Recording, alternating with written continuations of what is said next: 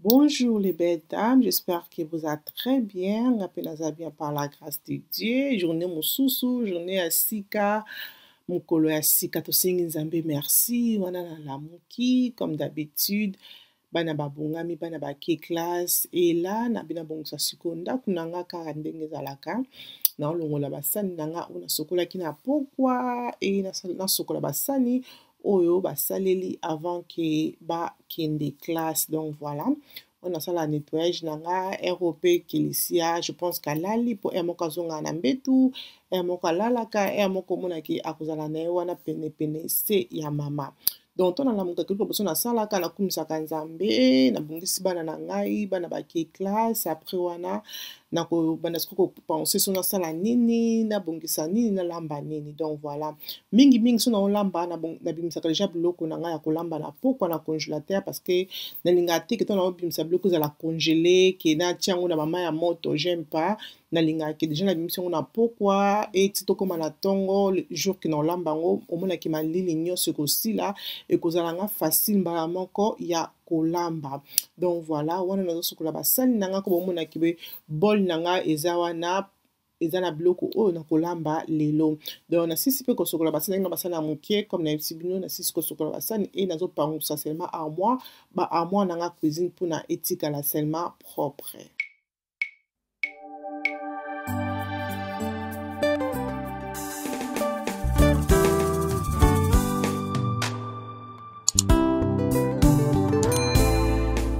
Amona ki tapi na nga ya cuisine ekomi salite et là nazaki na pusana sokola ngoma nazaki sirte na koto na machine et na lobi kena meko sokola na maboko wana nazo cha spray ko bomona kizana ba tache wana kinangi na longola. Donc ya Kelicia azwa ki ba pen wana ko ya ko colorer na ba papier et ako chango na tapis. Donc voilà na bec na meka konika ngo comme ça na ta soki ko longwa mais longwa ki vraiment té après quelques 2 jours na kotia na machine utilise ki ngo vraiment très bien. Donc na sokola ka tapis nanga oyo na machine webi ki nazo ngo na Shein. Donc voilà après wana na yesi ko sala o ezali breakfast nanga zaki vraiment déjeuner moko vraiment simple, avocat, baguette, café, c'est tout. Naki vraiment kuna tante ke kosala bisala sala après naki kolia biloko nanga po pesa nga énergie po tozonga na cuisine ko bomoni ki jana sokoli na benzi mwa beauté wana nga pe na tiaka nanga maquillage te ba les belles dames so moni ki la rouge ti mwa maquillage ala ti perruque na ce que ça âge ti que dans commentaire là c'est ça vraiment pas si au mona nga ke non na ndako na ti perruque et na ti ba maquillage ça vraiment pas si nazala mingi nalinga mingi kozala l'aise pour so nazala li coussin za te naza boy na la coussin mal à l'aise non nalinga vraiment ki nazala nga l'aise so nazala ndako nazala vraiment comfortable quoi. Donc c'est ça vraiment ki nazala vraiment trop maquillage te trop perruque te donc voilà on a zo déjeuner biloko nanga na mo breakfast nanga pesanga makasi après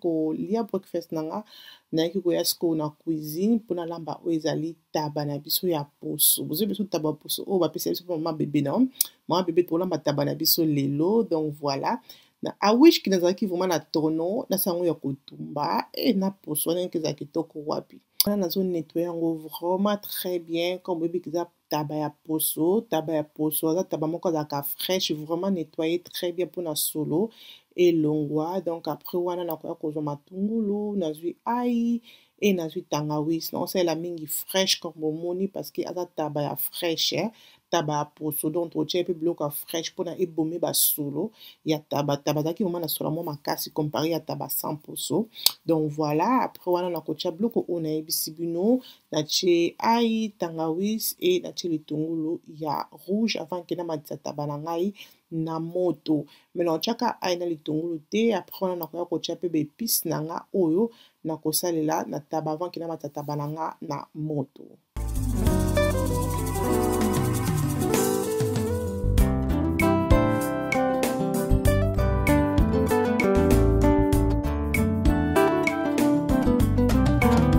Ay moko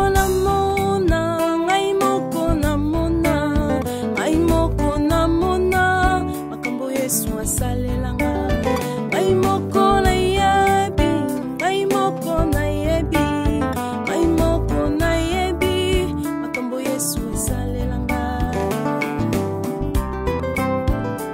après quelques minutes que natiaki tabalanga na moto donc natia yango baépice donc voilà natiaki mai te après toloba 5 minutes comme ça naye komélange baépice na nga nyonso oyo natiaki na taba na nga mpo ke esangana très bien e edengaki ekotisa vraiment baépice wana na mikuwa bien mpe na kati ya misuni mpo omonaki misuni nango eza misuni ya minene eza misuni ya mike te donc voilà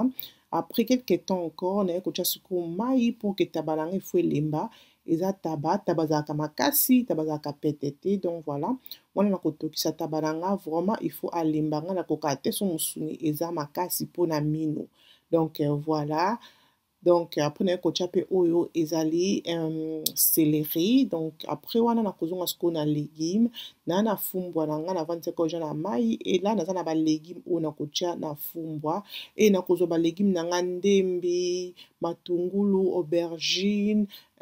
mix pepa ya vert wana nakozwa yango nyonso kama bozomona nakotia yango na nzungu e nakokende komatia yango na moto e nakotia oyo ezali mai parce que oyebi ke eza fumbwa donc il faut toujours mai parce que fumbwa na biso il faut etoka balégume na biso oyo totie na kati ya fumbwa il faut nazala sire ke elembi.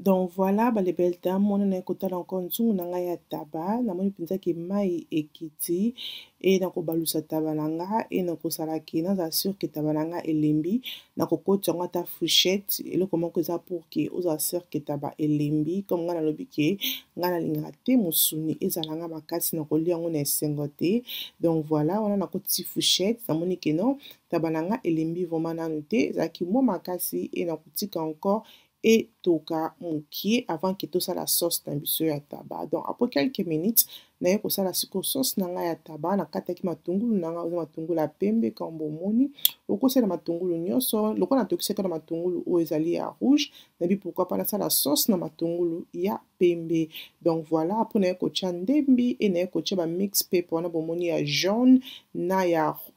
rouge seulement ezalaki mokie parce que nanikaki mosusu donc nanikaki ya jaune na rouge apres na kati mosusu comme bomoni wana e natia yango na ndembi elemba na matungulu donc voilà après quelques temps naye kotia oyo ezali tomate na nga linzanza nde natie ezalaki to bapresse katikati ya tomate mpo nalingaki te ke non ezala sauce bloqué te mais ça dépend seulement na yo soki okolingaki ezala bloqué te ou bien osala yango sans tomate eza na problème te mais nga na préféraki natia tomate parce que avec les enfants baliaka semoule na préféraki ezala na mwa sauce après naye kotia mix pepa oyo nalakisi bino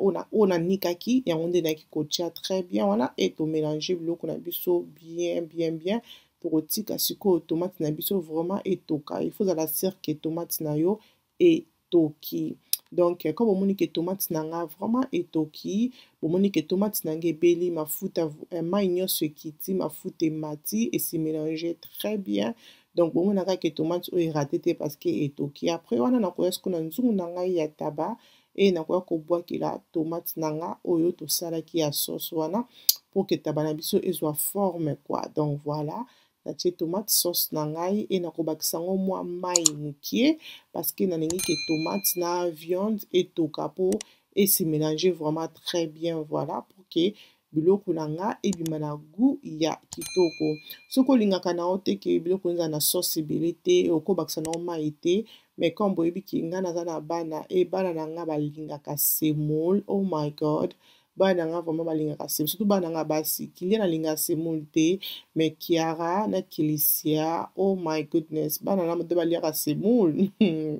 bon Kiara passe au tournier Kiara tu veux manger quoi l'os ou bien semoule je sais pas qui même semoule donc bon peut-être balingaka vraiment semoule c'est ça qui sont là mais loko za lokwa sauce na linga mingi sauce ezala Donc voilà, après on a kozonga pe na fumbo bomoni ke fumbo nanga vraiment etoki bien et na kozwa sikoyo oyo ezali mbisi nanga kokauka na kotia et na ko mélanger mbisi nanga et se mélanger très bien na fumbwa comme bomoni et na moni ke mai nanga ekiti donc na ko bakisa siko mai po sala ke fumbwa nanga na mbisi ya kokauka esangana bien donc na bakisi mai mukie après na kotika encore ke fumbwa nanga etokata mpona 10 minutes après de na koya kotia sikoyo oyo ezali mwamba. Donc voilà, na kotia mwamba nanga comme bomoni nga nalingaka fumbwa aza na mwamba nalingaka te ke fumbwa aza na mwamba mukie donc mpona azalaka vraiment trop fumbwa te na ye olia fumbwa laki mokolo là c'est vrai mais nalingaka ke fumbwa nanga aza na mwamba aza te ke ça dépend ndenge olingelaka na ndaku donc voilà nga natie quantité mwamba oyo nga nalingaka na ndaku nanga donc après wana naoza toujours pene na nzungu mpona aza na posa te ke fumbwa na ngai ezika lokwa totie deja mwamba tobalusi yango comme ça tozeso mosika ya nzungu na biso te ok donc on ekomi ka système kaka ya kobalusa e ya kotika ke fumbwa na biso vraiment il faut ebela mafuta emata e nazongi ko na nzungu na nga oyo eza ya musuni namoni ke taba na nga ebeli nakangi moto donc rien à dire comme bozomona rien à dire sauce vraiment c'est bon moi mbuma pipi wana totiaka etoboki te donc voilà sauce vraiment kitoko elekisaki vraiment semoule taba oyo elekisaki semoule parce que erataki te ok les belles dames donc voilà wana mpona taba tosilisi tozongela encore na fumbwa bomoni ke fumbwa nange ekomi kobela mais nano ebeli te parce que mafuta vraiment nano emati te il faut vraiment natika yango vraiment il faut mafuta vraiment emata ngai moko namona ngai moko namona ngai moko namona makambo yesu asalelanga ngai moko ma belle comme bomoni ke mafuta nanga sikoyo ya fumbwa emati donc fumbwa na biso ebeli donc rien à dire recette nanga ezalaki vraiment simple et na se servir comme ça les belles dames naliaki vraiment très bien toki kolia na bino ensemble mais biloko na biso bimaki vraiment kitoko donc zala abonné aimer vidéo partager vidéo pourquoi pas. Ok ma belle wana naza na misa nalia biloko nanga avant ke koma malili toko meka mona bino ensemble keli ça parle bien meka na bino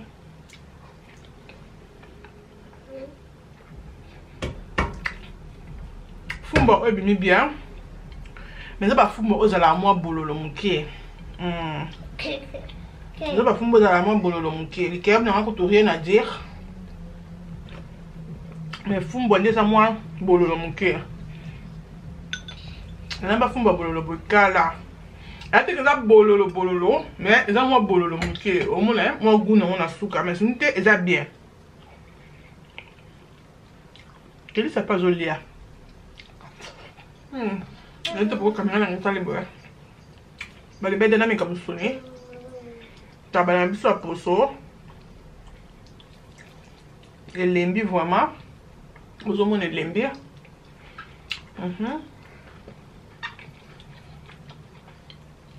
tabana biso a poso rien à dire moi mbuma pipe ne kotiti na kati kili ça ma bête ça bêtise regardez non ndete j'ai dit que ça appétit ici là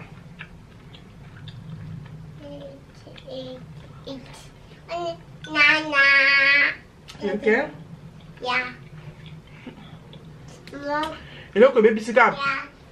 eloko bebisika fumbwa mwa bololo wana nga alinga yango te sosa moto olinga biloko ya bololo fumbwa comme ça tu vas aimer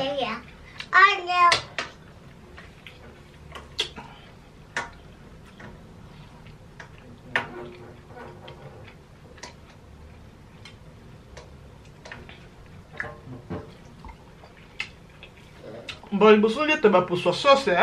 mba liboso te ndia pour ma bébé d'abord poso la tonne la sala on peut même tomba mais les bien bloc comme bon remarquez que dans zone là qui tira du bout qu'il s'est déjà lire et comme il tourne en les balles bedem qu'est-ce que j'ai dit bon j'ai la bébé c'est la matin on va dormir bon qu'on a bientôt Yum yum. I'm gonna make a likayabu. Okay, here. Que delícia, manje, beleza. Que delícia. Quanto eu colher. Então, por moi, comme on a ça black boy, bolim ça. Ah, c'est pas dans les cayabu, man. Ah, c'est pas dans les cayabu. Dans les kia. Les cayabu na fumba. Ça rate pas. Que delícia, sit. Quando observante não lia, Alexandre bloco em place um susso. Vai bem da na lia. Que delícia, como a noite. Go down. Go down. Go down. On a encore ça bien pour fumboza bololo. On a ébaki mais la boîte qui mal. Mais si on a les cayabu, ça passe le bololo là, et ça peut bien pour la santé. Mais les belles dames, les cas bien à gauche. Et pardon, la tigre bino ah. Que vous sentez vous allez abonner, que aimer. Pili. Que vous sentez vous allez abonner. Que aimer vidéo et que ça l'a bien macassé. Nous avons vraiment fatigué là, comme 18h juste. Na pe mana chama colo, non ça c'est le roté. Déjà cuisine les à peu près. Et ça que bana basoba que là bon c'est salon et c'est tout. Na ti ba fenêtre polée parce qu'il faut sur la bloc et bima. Mais si nous te bloc la bimi bien, mais vérité comme la sinon que faut la neza moi bolo donc mais bolo la macacité mais ça va. Bien dina kitoko, makayam na kitoko. Bon, ça va bien, que ça va nous faire qui bébé. Bisous, bye.